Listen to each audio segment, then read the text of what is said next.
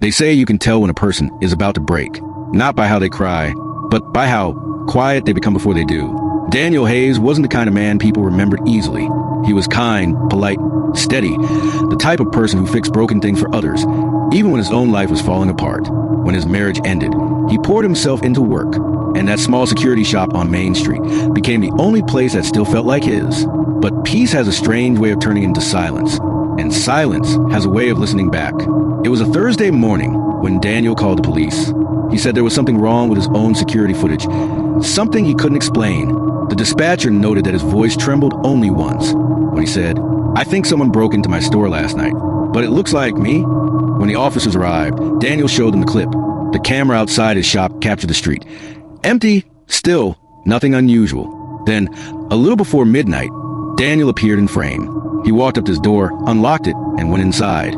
The problem was, Daniel claimed he was home asleep at that time. His neighbor confirmed it.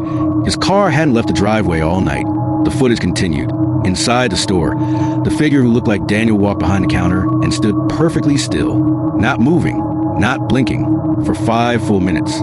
Then, slowly, he turned toward the camera and smiled. It wasn't a friendly smile. It was empty, precise, deliberate, almost rehearsed. And then he walked out the back door. No alarm triggered. No door left open. No fingerprints, except Daniel's. The footage was analyzed, timestamp correct, no signs of tampering. It was real. For days, Daniel stopped eating.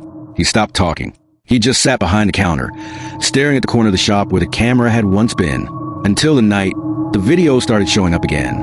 They came to his phone, sent from an address that didn't exist.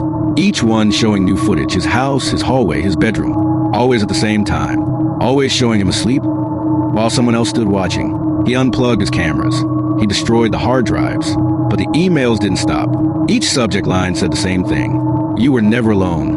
On the 12th night, he received one final video. It was him again, sitting on his bed, staring directly into camera. His mouth moved, forming silent words. The timestamp matched the moment the email arrived.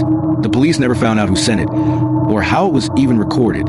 Every trace led back to Daniel's own IP address, his own system, as if he had filmed it himself. A week later, Daniel Hayes disappeared. No forced entry. No struggle. Just his phone on the bed, screen still lit, recording. Months passed.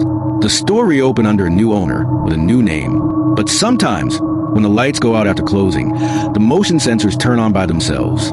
And in the corner of the feed, there's always a faint outline of a man standing still, watching quietly, not smiling, not moving, just waiting to be noticed. This is the Dark Diaries, where truth and the dark are being uncovered.